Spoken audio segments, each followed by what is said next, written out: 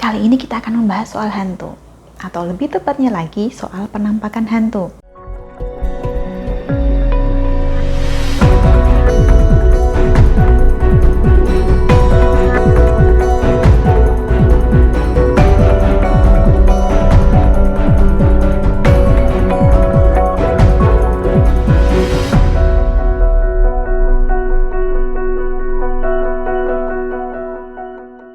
Salam Rahayu, dengan saya Dewi Sundari. Apa kabar Anda? Saya doakan semoga selalu sehat dan senantiasa diberikan kemudahan serta kelancaran dimanapun Anda berada. Orang bilang, manusia itu cenderung takut pada apa yang tidak diketahuinya atau tidak dipahaminya. Dan ini merupakan salah satu alasan mengapa kita takut pada hantu, sebab kita tidak paham soal seluk-beluk hantu. Maka dari itu, kali ini kita akan membahas soal hantu, atau lebih tepatnya lagi soal penampakan hantu. Harapan saya tentu saja semoga bahasan ini menjadikan wawasan bagi kita, dan semoga setelah menjadi wawasan bisa membantu kita untuk tidak lagi merasa takut pada hantu. Banyak orang mengaku pernah melihat, mendengar, atau merasakan keberadaan hantu. Bahkan ada yang sampai bisa merekamnya, entah itu terekam berupa gambar atau berupa video. Banyak dari gambar dan video ini cenderung memiliki tingkat kejelasan yang tidak seberapa, buram kelihatannya. Jadi sering orang menganggap foto ini pasti editan, video ini pasti editan. Dan memang harus kita akui bahwa tidak jarang foto atau video penampakan itu memang sudah mendapatkan sentuhan digital. Tetapi apakah semua rekaman yang buram ini pasti editan? Ya belum tentu juga. Lalu kenapa rekaman ini banyak yang buram? Karena penampakan hantu itu sebenarnya bukan sesuatu yang terjadi seketika. Ada 3 tahapan sebelum hantu ini bisa mewujud atau menampakkan diri secara nyata. Apa saja 3 tahapan ini? Tahapan yang pertama adalah berupa bayangan kecil. Dalam wujudnya yang halus, hantu tidak nampak di mata kita, tidak kasat mata, tapi energinya tetap ada. Energi inilah yang pada tahap pertama kemudian membentuk bayangan kecil atau berupa titik-titik kecil yang menyerupai air.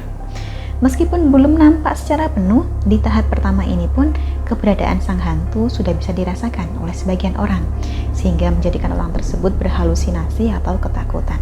Itu tahap pertama. Tahap kedua adalah berupa asap atau uap air. Di tahap ini energinya sudah semakin menguat. Entah itu menguat karena kekuatan sang hantu sendiri, atau bisa juga menguat karena ritual dari pihak-pihak tertentu yang memang bermaksud untuk memanggil hantu ini keluar. Apakah lantas sesajennya yang menjadikan energi tersebut menguat? Tidak. Yang menjadikan energi ini menguat adalah ritualnya. Energi dari tirakat atau lelaku si manusia yang melakukan pemanggilan. Dalam tahap kedua ini, tentu saja wujud sang hantu belum nampak jelas. Masih samar-samar, ibarat uap air atau ibarat asap. Meskipun demikian, terkadang di tahap ini makhluk halus sudah bisa menggerakkan benda yang ukurannya kecil dan beratnya ringan. Inilah yang kemudian menjadikan orang merasa lebih takut. Kemudian yang terakhir adalah tahap ketiga, yaitu tahap penampakan. Tahap materialisasi, di mana hantu ini akan muncul dalam wujud yang bisa kita pahami bentuknya.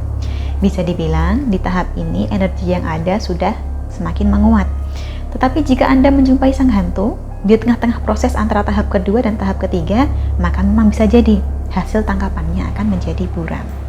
Jadi seperti yang saya sampaikan tadi, munculnya penampakan hantu tidaklah seketika, tetapi sering terlihat seperti seketika karena kita tidak melihat 2 tahap sebelumnya.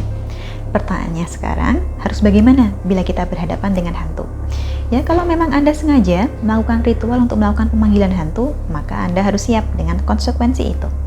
Tetapi kalau Anda merasakan, melihat, bertemu, atau merekam tanpa sengaja, maka tidak perlu khawatir. Sebab seperti yang sering saya sampaikan, kita memang masih berada di satu jagat yang sama, hanya berbeda dimensi saja. Sehingga bila kadang-kala bersinggungan dengan mereka yang tak kasat mata, maka sedikit banyak kita harus bisa menyikapinya sebagai sesuatu yang wajar. Asal Anda tidak diganggu. Kalau diganggu, bacakanlah doa sesuai keyakinan Anda. Nah, kurang lebihnya itulah yang dapat saya sampaikan seputar penampakan hantu. Semoga menjadikan wawasan tersendiri bagi Anda. Bagi Anda yang mungkin pernah ada pengalaman bertemu, melihat, atau merasakan keberadaan hantu, boleh ceritakan pengalaman Anda ini di kolom komentar. Dari saya cukup sekian, terima kasih banyak telah menyaksikan. Sampai jumpa di kesempatan selanjutnya, dan salam Rahayu.